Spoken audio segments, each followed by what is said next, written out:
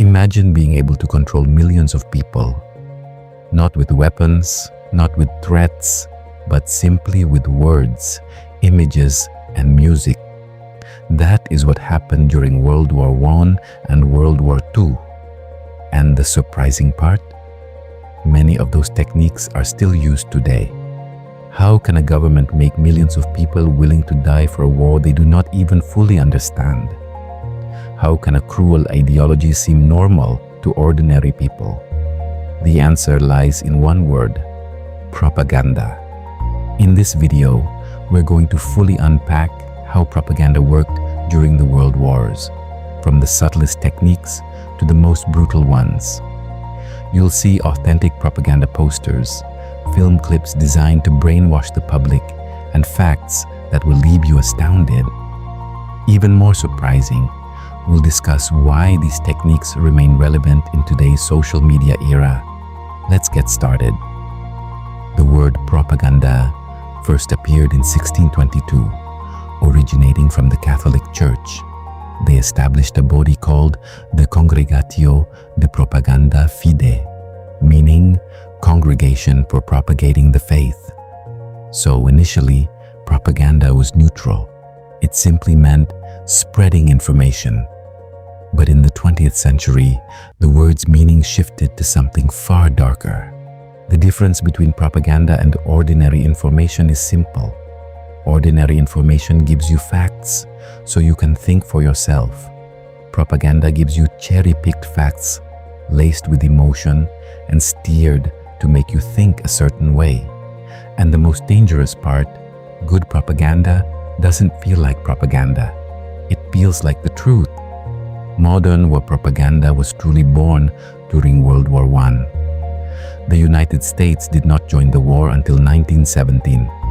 The problem was that many Americans did not want to participate in the conflict in Europe. They felt it was none of their business. In response, the government established the Committee on Public Information, the first propaganda agency in modern American history. Within months, they produced thousands of posters, pamphlets, and films. The result? Public opinion did a complete 180-degree turn. This marked the first time the world realized that the media could be a weapon just as deadly as a rifle. If propaganda is an art, then Joseph Goebbels was the most dangerous artist who ever lived. As Germany's Minister of Propaganda, Goebbels had total control over all media: newspapers, radio, film, theater, and even paintings.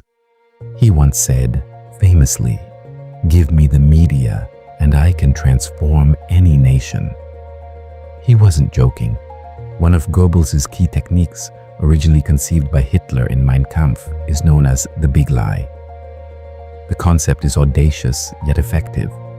If you're going to lie, don't tell a small lie. Tell a big one, something bombastic, and repeat it over and over. Why? Because ordinary people cannot conceive of anyone daring to tell a lie of such magnitude. Instead, they tend to believe it. And if that lie is repeated often enough, the human brain begins to accept it as fact. The Germans fully realized that radio was the most powerful weapon of that era. They mass-produced an inexpensive radio known as the Volksempfänger, the people's receiver, priced low enough for everyone to afford. They then controlled all broadcasts. Every day, millions of Germans heard the same message: Germany is great, our enemies are evil, and Hitler is the savior. In 1935, filmmaker Leni Riefenstahl created Triumph of the Will, a propaganda documentary still regarded today as the greatest and most dangerous propaganda film ever made. The film was more than just a movie. It was a ritual. It portrayed Hitler as a god descending from the heavens. But the most dangerous technique was neither radio nor film. The most dangerous technique was dehumanization, making a specific group appear less than human in the eyes of the public. German posters depicted Jews as rats, parasites, and threats that had to be exterminated. And this is what made the Holocaust possible. It wasn't because all Germans were evil, but because propaganda succeeded in making many of them stop seeing the victims as fellow human beings. This is the most terrifying lesson from the history of propaganda. When you stop seeing human beings as human, anything can happen. All right, let's look at the other side. We often associate propaganda with the German. Yet, the Allies, the US, Britain, and even the Soviet Union possessed equally sophisticated propaganda machines. The difference? They lost the battle of history because they won the war. History is written by the victors. One of the most iconic examples of Allied propaganda is Rosie the Riveter. This image of a woman in uniform striking a powerful pose alongside the slogan, "We can do it," was not created to promote women's emancipation. It was created to recruit women to work in military factories because millions of men had gone off to war.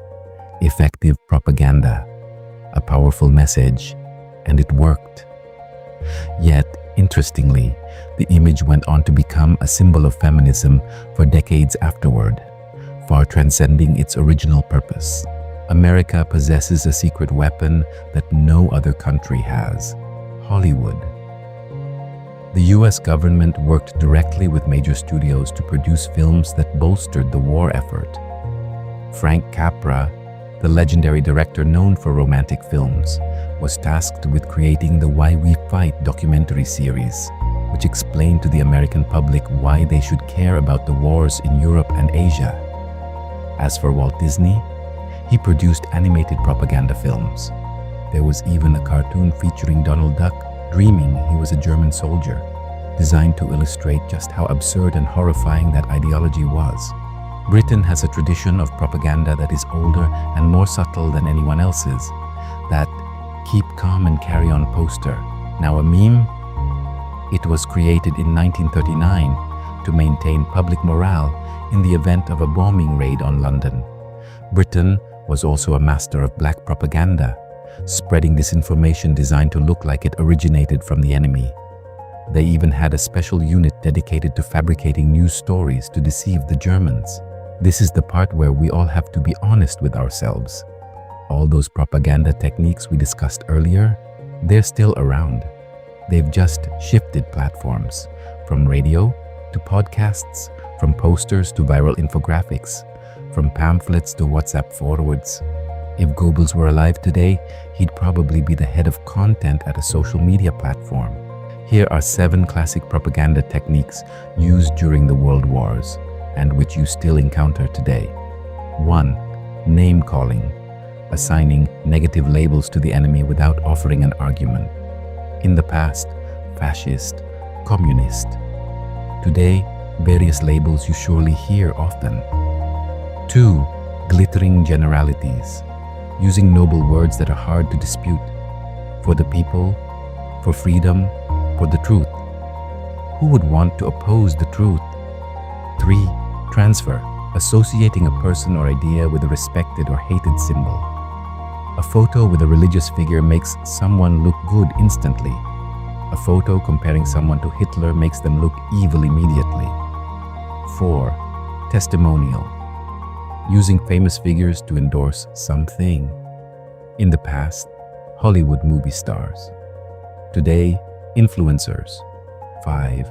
Plain folks, leaders or authority figures pretending to be ordinary people like us. Eating at a roadside stall or taking public transport while having journalists ready to document it. 6. Card stacking, presenting only the facts that support a position while hiding those that don't. This technique is very common in political debates. 7. Bandwagon. Everyone has already joined. Do you want to be left behind? The fear of missing out is a highly effective form of propaganda. So, what can we learn from all this? World Wars I and II were shaped not only by weapons and soldiers, but also by the stories told to the public. Propaganda is not merely a tool of dictators and evil regimes. Every major power, whether a government, a corporation, or a social movement, employs it in various forms. What distinguishes propaganda from healthy communication is not the subject matter or the medium, but whether it respects the audience's capacity for critical thinking or deliberately bypasses it. What struck me most while researching this topic wasn't the wickedness of the leaders. What was most surprising was just how human the ordinary people who fell for the propaganda were. They weren't stupid. They weren't evil. They were simply human beings living amidst a flood of meticulously controlled information. And that should make us all humble, because any of us could find ourselves in the same position if we aren't critical enough.